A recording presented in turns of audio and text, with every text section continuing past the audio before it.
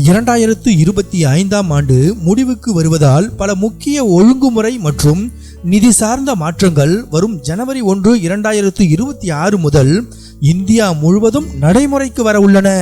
வங்கி மற்றும் வரி விதிப்பு முதல் கேஸ் விலைகள் மற்றும் ஆதார் பான் இணைப்பு வரை என ஜனவரி 1 அமலுக்கு வரும் இந்த புதிய விதிகள் சாதாரண குடிமக்களின் வருமானம், செலவுகள் மற்றும் வாழ்க்கை முறையை நேரடியாக பாதிக்கும்.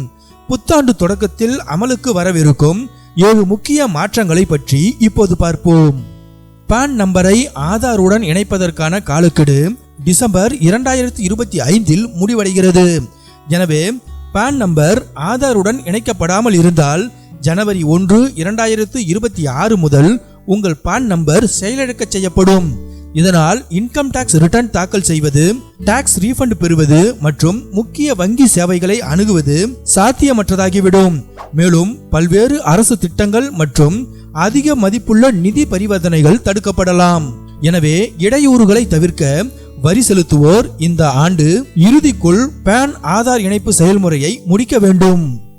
அதிகரித்து வரும் டிஜிட்டல் மோசடிகளின் அச்சுறுத்தலை தடுக்க அரசாங்கமும் வங்கிகளும் ஏற்கனவே அமலில் இருக்கும் சில விதிமுறைகளை இன்னும் கடுமையாக்கப் போகின்றன. அந்த வகையில் UPI பாதுகாப்பு நெறிமுறைகள் கடுமையாகின்றன. சிம் கார்டு வெரிஃபிகேஷன் கடுமையாக்கப்படுகிறது மற்றும் வாட்ஸ்அப், டெலிகிராம் மற்றும் சிக்னல் போன்ற மெசேஜிங் ஆப் பயன்பாடுகளில் ஐடென்டிட்டி செக் செய்யப்படவிருக்கிறது. இந்த நடவடிக்கைகள் பண பரிவர்த்தனைகள் மற்றும் தகவல் தொடர்பை கடுமையாக கண்காணிக்க உதவுகின்றன. வரும் ஜனவரி 1 முதல் LPG விலைகள் மீண்டும் மதிப்பாய்வு செய்யப்பட உள்ளது. எனவே வீட்டு பட்ஜெட்டில் தாக்கத்தை ஏற்படுத்தக்கூடிய LPG விலை உயர்வு அல்லது குறைப்பு அறிவிக்கப்படலாம். LPG கேஸ் மட்டுமன்றி CNG, PNG, ATF உள்ளிட்டவைகளின் விலைகளும் மதிப்பாய்வு செய்யப்பட்டு புதிய விலைகள் அறிவிக்கப்பட உள்ளது. புதிய வருமான வரி சட்டம் 2025 வரும் ஏப்ரல் 1, 2026 முதல் ஏற்கனவே உள்ள சட்டத்தை முழுமையாக மாற்றும் என்றாலும் அரசாங்கம் புதிய income tax return forms, tax assessment rules போன்றவற்றை வரும் ஜனவரி மாதம் முதல் அறிவிக்கலாம். வரி செலுத்துவோருக்கு வரி தாக்கல் செய்வதை எளிமையாகவும் வெளிப்படையாகவும் மாற்றுவதே இதன் நோக்கமாகும். உத்தரப்பிரதேசம் போன்ற மாநிலங்களில் PM கிசான் சலுகைகளை பெற விவசாயிகள் யூனிக் ஃபார்மர் ஐடியை வைத்திருப்பது கட்டாயமாகின்றது.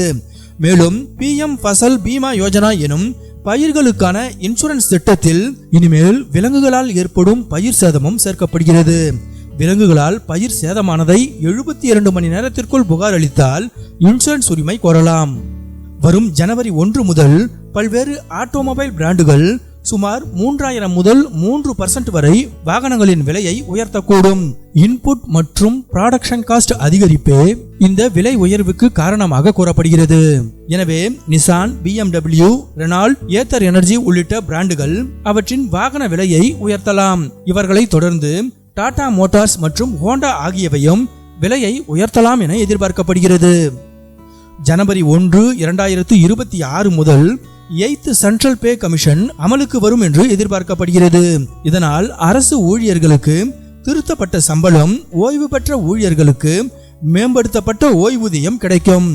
7th பே கமிஷன் டிசம்பர் 31, 2005 அன்று முடிவடைவதை தொடர்ந்து ஜனவரி 1 முதல் 8th பே சென்ட்ரல் கமிஷன் அமலுக்கு வருகிறது.